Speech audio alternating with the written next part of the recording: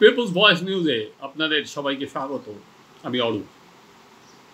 আপনারা জানেন প্রচার ক্রমে জমে উঠছে ১৯ প্রথম দফার ভোট এই মাসের ১৯ তারিখ। তার আগে একই দিনে মমতা বন্দ্যোপাধ্যায় এবং নরেন্দ্র মোদী সভা করলেন কোচবিহারে। মাত্র ২৮ কিলোমিটারের ব্যবধান, মাথাভাঙা থেকে কোচবিহার। মাথাভাঙায় সভা করেছেন মমতা বন্দ্যোপাধ্যায়, কোচবিহারে করলেন নরেন্দ্র মোদী। চলুন এই ২৮ কিলোমিটারের যদি ব্যাটেল লাইন আমরা বলি, ২৮ কিলোমিটারের ব্যাটেল লাইন আমরা পর্যালোচনা করি। আমরা ডিকোড করার চেষ্টা করি যে আগামী দিন পশ্চিমবঙ্গের রাজনীতি কোন দিকে এগোবে, প্রচারের অভিমুখ কোন দিকে হবে। কারণ ব্যাটেল লাইন ড্রন। এই ২৮ কিলোমিটারের যে ব্যাটেল লাইন, মাথাভাঙা থেকে কোচবিহার, মাথাভাঙায় সভা করলেন মুখ্যমন্ত্রী মমতা বন্দ্যোপাধ্যায়, কোচবিহারে সভা করলেন নরেন্দ্র মোদী। এই ৩-৪ ঘন্টার মধ্যে যে সভা হলো এবং তাদের মধ্যে যে চাপানুতর হলো, যে পয়েন্টগুলো নিয়ে আলোচনা হলো, আগামী দিন এগুলো আরও তীব্র থেকে তীব্রতর হবে। ফলে কোন কোন লাইন আগামী দিনে আমরা নজরে রাখবো, কোন লাইনে মমতা বন্দ্যোপাধ্যায় ঝড় তুলবেন, কোন লাইনে মোদী কাউন্টার অ্যাটাক করবেন, এবং সেই অনুযায়ী তৃণমূলের যারা ফাংশনারি আছে তারা বিজেপির যারা ফাংশন সেইভাবে টেনে নিয়ে যাবেন। চলুন একভাবে দেখি। মূল যে তিনটে যদি আমরা জায়গা ধরি আজকে আর কি, প্রধান তিনটে বিষয়, সেখানে আমরা যদি দেখি, একটা দেখব হচ্ছে মমতা যেটা বলছেন বারবার করে যে ইডি, সিবিআই, আয়কর দপ্তর, এমনকি বিএসএফ, সিআইএসএফ সবাই মিলে চাপ দিচ্ছে, চাপ দিয়ে তারা প্রভাবিত করছে ভোটে। সেখানে দাঁড়িয়ে এইটা অন্যতম মমতা বন্দ্যোপাধ্যায়ের প্রধান অভিযোগ যে এবারের ভোট সেটা শুধুমাত্র একা বিজেপি নয়, বিজেপি এদের সবাইকে নামিয়েছে এবং তাদের সবাইয়ের 1 পয়েন্ট প্রোগ্রাম যে বিরোধীদের চাপ দাও, বিরোধীদের আরও জোর করো, জোর করে তাদের দমাও। এবং এইভাবে যেহেতু বিজেপির অন্য কোনো পথ নেই, বিজেপি ভয় পাচ্ছে, তাই জন্য নানা সরকারকে নানা এইসব এজেন্সিকে এক প্রকার যাকে বলে লেলিয়ে দেওয়া হচ্ছে, কোটান কোট আমরা যেটা বলি। এবং নরেন্দ্র মোদী কী বললেন? নরেন্দ্র মোদী যেটা বললেন সেটা হচ্ছে আগামী দিনে, আগামী 5 বছরে দুর্নীতিগ্রস্তদের বিরুদ্ধে আরও তীব্র লড়াই হবে বা আরও তীব্র মোকাবিলা করা হবে। এবং উনি বললেন যে যারা আপনাদের টাকা লুট করেছে, যারা আপনাদের পয়সা লুট করেছে, তাদের আর কি তাদের উনি শান্তিতে থাকতে দেবেন না।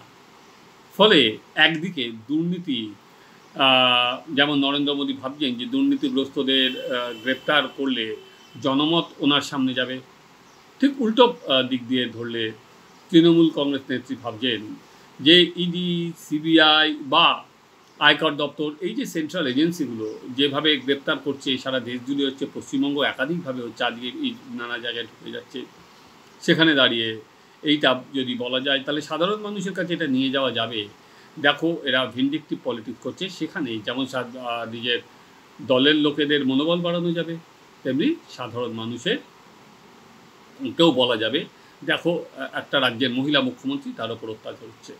এবার দ্বিতীয় বিষয় আসুন, সেটা হচ্ছে বিভিন্ন প্রকল্প অলরেডি আমরা দেখছি যে মমতা বন্দ্যোপাধ্যায় যেটা বলার চেষ্টা করছেন বা বলছে তৃণমূল কংগ্রেস, যে 100 দিনের কাজ, আবাস যোজনার বাড়ি বা পানীয় জল, নলবাহিত জল, সেগুলো সবই তৃণমূল কংগ্রেস একাই দেবে। কেন্দ্র সেটা দেয়নি, কেন্দ্র সেটা আটকে দিয়েছে। 100 দিনের কাজ আমরা জানি 7,000 কোটি টাকা সেখানে বরাদ্দ হয়েছে এবং সেই টাকা ঢুকতে শুরু করেছে।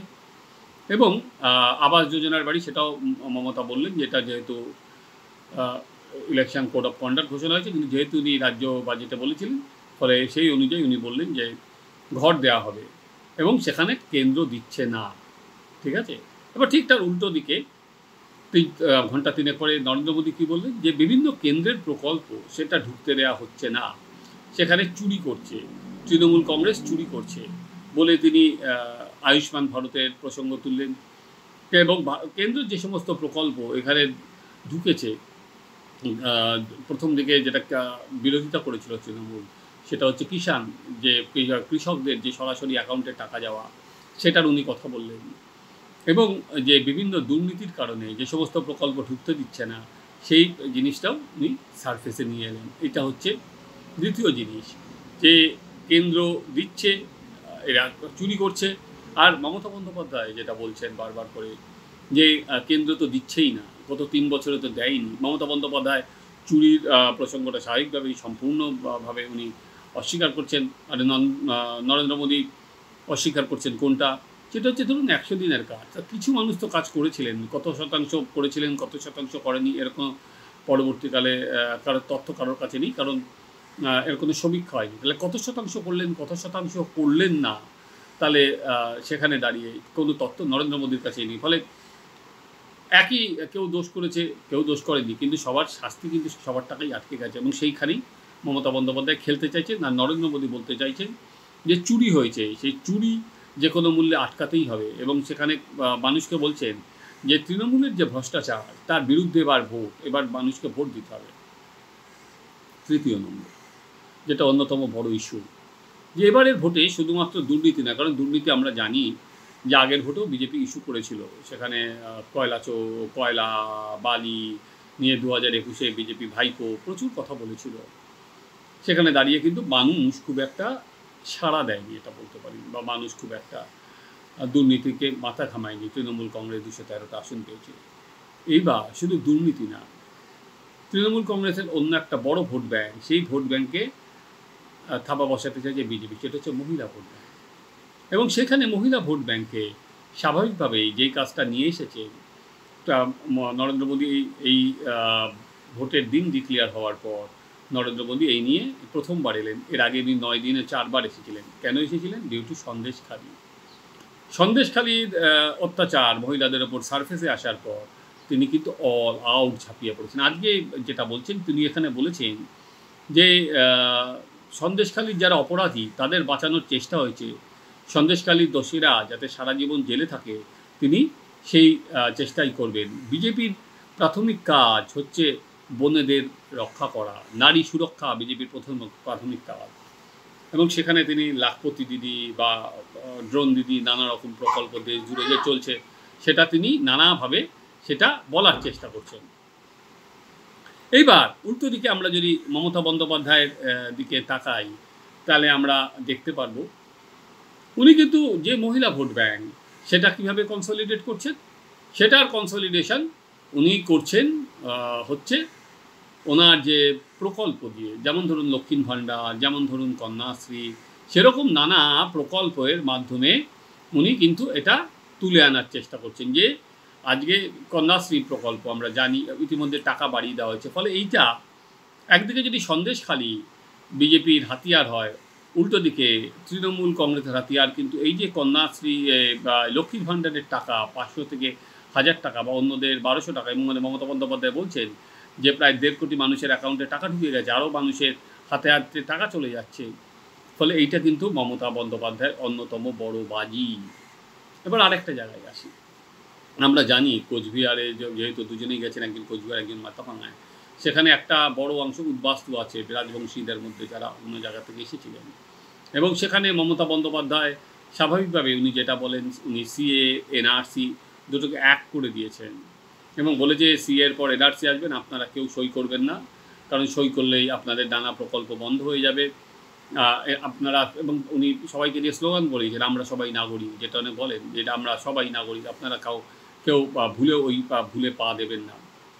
এই প্রথমবার আমরা দেখলাম, এর আগে অমিত শাহ অনেকবার বলেছিলেন, এই প্রথমবার কোচবিহারের মাটিতে দাঁড়িয়ে নরেন্দ্র মোদীও কিন্তু সিএ এর উল্লেখ করলেন। তিনি বললেন সিএ নিয়ে ভয় দেখাচ্ছে, শুধুমাত্র মমতা বন্দ্যোপাধ্যায় নয়, উনি কিন্তু একই সঙ্গে বললেন যে সিএ নিয়ে ভয় দেখাচ্ছে বামপন্থীরাও। এবং সেখানে দাঁড়িয়ে উনি বললেন এটা মোদির গ্যারেন্টি, 10 বছরে মোদি কাউকে আর কি ব্যবহার করেনি, এখানেও সিএ নিয়েও হবে না। এবং সবথেকে শেষ না আর কি, শেষ কথাটি কে বলবে, রাজনীতিতে তো শেষ হয় না, আরেকটা খুব গুরুত্বপূর্ণ পয়েন্ট, সেটা হচ্ছে election commission, the role of election commission. কারণ আর 5টা ভোটের সঙ্গে পশ্চিমবঙ্গের ভোট তো মেলে না, কারণ নানাভাবেই আমরা দেখি পশ্চিমবঙ্গে ভোট হলেই সন্ত্রাসের আবহ বা সন্ত্রাসের খবর বারবার করেই ঘুরে ফিরে আসে। সেখানে দাঁড়িয়ে আজকে এটা প্রথমে শুরু করেছিলেন মমতা বন্দ্যোপাধ্যায়। আজকে উনি বললেন যে এখন ইলেকশন কমিশনকেও তো নিয়ন্ত্রণ করে বিজেপি, যিনি পুরোহিত তিনি বিয়ে করছেন, এরকম একটা কোনো কথা বললেন। এবং বললেন নরেন্দ্র মোদী একটা জায়গায় ভাষণ দিয়েছেন যে ইলেকশন, ওয়েস্ট বেঙ্গলের ইলেকশনে বিশেষ নজর দেবে এবার ইসি। ফলে এটা কি ইসি কি বিজেপি চালাচ্ছে বলে উনি একটা ন্যারেটিভ ক্রিয়েট করতে চাইলেন যে ইসি এবার কি তৃণমূল কংগ্রেস, যেটা আমরা দেখেছি তৃণমূল কংগ্রেস ইতিমধ্যেই বারবার করে ইলেকশন কমিশনে গেছে, তারা অভিযোগ জানিয়েছে যে মমতা বন্দ্যোপাধ্যায় কিন্তু তার মতো করেই ন্যারেটিভ ক্রিয়েট করলেন এবং বললেন যে প্রধানমন্ত্রী ইসিকে নিয়ন্ত্রণ করছেন এবং তাদের জন্য আলাদা মাপ, ওদের বিজেপির জন্য ইসির আলাদা মানদণ্ড আর তৃণমূলের জন্য আলাদা মানদণ্ড। উল্টো দিকে আমরা কি দেখলাম, প্রধানমন্ত্রী যেটা বলছেন সেটা হচ্ছে যদি আপনারা বাধা পান তাহলে আপনারা প্রতিবাদ করুন, এবার কিন্তু অন্যরকম ভোট দেখবেন। ইসি এবার অনেক জাগ্রত, অর্থাৎ ইলেকশন কমিশন এবার আরও কড়া পদক্ষেপ নেবে। অলরেডি নানা রকম আমরা দেখতে পাচ্ছি, পর্যবেক্ষক পাঠাচ্ছে, পুলিশ পর্যবেক্ষক পাঠাচ্ছে, রাজ্য পুলিশের ডিজিকে বাদ দিয়ে দেওয়া হয়েছে, বহু ডিএমকে বাদ দিয়ে দেওয়া হয়েছে, নানা পুলিশ আধিকারিককে সরিয়ে দেওয়া হয়েছে। ফলে ইলেকশন কমিশন নানা রকম রোল প্লে করছেন। ফলে নরেন্দ্র মোদী কিন্তু আরেকবারও সেটা বলে দিলেন যে ইলেকশন কমিশন নানাভাবে রোল প্লে করছেন। ফলে আমরা যদি এবার সাম আপ করি পুরো জিনিসটা, তাহলে আমরা দেখতে পারবো যে নরেন্দ্র মোদী যে কথাটা বললেন যে দুর্নীতির বিরুদ্ধে লড়াই চলবে, দুর্নীতিগ্রস্তদের শাস্তি হবে, আগামী 5 বছরে বেশি করে হবে। তার মানে এইটা থামবে না, এটা থামবে না। আগামী দিনে তৃণমূল কংগ্রেসের যারা নেতা, যারা স্ক্যানারে রয়েছেন, যাদের বিরুদ্ধে নানা অভিযোগ রয়েছে, তাদের বিরুদ্ধেও আর ইডি, সিবিআই বা নানা রকম বা আয়কর দপ্তর তারা কিন্তু নোটিশ পাঠাবেন বা তাদের ওখানে গিয়ে হাজিরা দিতে হবে। দ্বিতীয়ত আগামী দিনে আরও যেটা বাড়বে সেটা হচ্ছে